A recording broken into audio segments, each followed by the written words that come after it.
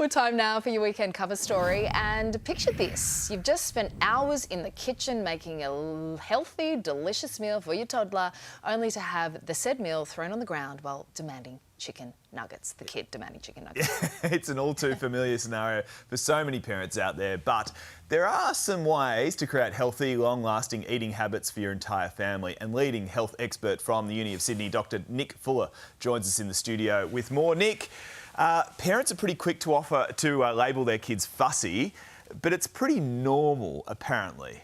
Absolutely. I guess the first thing to reassure parents and carers is that it is a normal stage of development. It's going to happen at one time. It does peak around the age of 3, but it could pop up at any age. And I guess there's two important points to highlight as to why. The first one is that this is kids actually sort of exerting some sort of independence over what little control they have in their lives. We're constantly telling them what to do, when to do it. Now, food is one of those opportunities when they actually can push back and say, no, I'm not going to eat that food. And we give in to that food demand for their favourite foods. But the second reason, and one of those, I guess, evolutionary reasons, is because we evolved to seek out foods that are naturally high in sugar, naturally high in fat. These are the foods that gave us best bang for our buck during our ancestors' time. And we learnt to leave those bitter-tasting vegetables in the environment because they were potentially toxic and harmful to our health. So this is the very reason why kids will always say no to the vegetables and leave them on the plate. But is it wrong to force a kid to eat fish stew, which all our parents made us eat it, right? And I remember holding my nose sometimes and trying to get it down, or else I wouldn't get dessert. Is that a bad way to go about it? It's important to get kids excited about food, and we shouldn't be bribing them to eat certain foods. It's very common to promise them 2 more mouthfuls of the vegetables or the dish that you've prepared in the promise for the dessert, but this is not the approach we should be taking. It'll only contribute to the food fussiness. What we need to do is get them involved in the food and the cooking and even the meal selection. So when you're meal planning, get them to choose out a couple of recipes. When you're cooking the meal, get them to do a simple task. Even a 2-year-old can be picking basil leaves off a stem.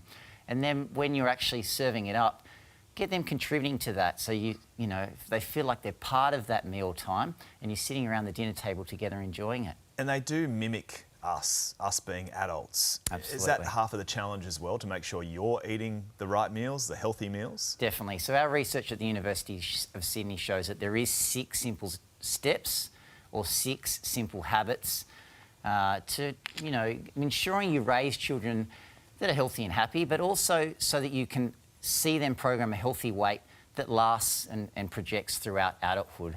It's not just related to diet, it's also related to physical activity and sleep, but like you said, monkey see, monkey do. So you must be seen to be eating those healthy, nutritious meals in front of them. If you're in the corner eating the chips, eating a bowl of ice fast cream, food, Mum the and ice Dad. cream, well, guess what? What do they want? They want that food too. So you do really need to be role modelling those healthy habits and saturating your home environment with nature's treats, the ones that are naturally found in the environment that release all those feel-good chemicals, because if they fill up on those foods, the fruits, the nuts and the seeds, the avocados, they're going to be less likely to scream out for the processed and packaged food. OK, so you've got some ideas to get fussy eaters actually eating? Definitely. Look, this is not about cooking Michelin star recipes or pondering the supermarket all night looking for obscure ingredients. We don't have time for that in the modern day environment. It's about, you know, bringing cooking back to simple eating principles, making sure those meals are balanced, and also bringing out the natural sweetness in a lot of those vegetables so that kids actually eat a wide variety of food. So there's plenty of your family favourites, like your meat pie, but again, loading those up with vegetables so that we actually see them eating those foods that we're spending time cooking. But it's also about cooking quick, easy meals because, again, we don't have time to be spending all night in the kitchen. And this notion of a positive meal environment, just explain how beneficial that can be. Well, one important point to highlight there is that a meal in front of the TV lasts anywhere between sort of 6 and 10 minutes. And we're not allowing for those hunger signals to be sent from our stomach to our brain telling us we're full. Whereas a meal around the dinner table can last anywhere up to 40 minutes. Now, obviously, that's going to be a lot quicker if you have young children, but you get my point. So it is very important that when you walk in that door, that you're not turning on the TV and you're scrolling on the phone as you're preparing dinner. You must turn off all technology. You must sit around that dinner table together and give your children your full attention, because we talked about it before, monkey see, monkey do. You need to be role modelling these healthy behaviours. If you're seen to be eating that nutritious, healthy food, they're going to embrace that food as well, and make sure you get them involved in that cooking process. Dr. Nick Fuller, thanks so much for your insight. Thank you very much for having me on. Great advice. And Good Jude, I've got your favourite socks on. Oh, what do you got? Cookie Monster. One of my boys loves the Cookie Monster. And hi, Jonas, too. I haven't forgot you. Yeah. Oh, how sweet. Put down the He'll be chicken tuning nuggets, Jonas. in. Yes. Appreciate it. For more healthy tips like these, you can purchase Dr. Nick's great book, Healthy Parents, Healthy Kids, from all good book retailers. Hey there, Today fans. Sarah and...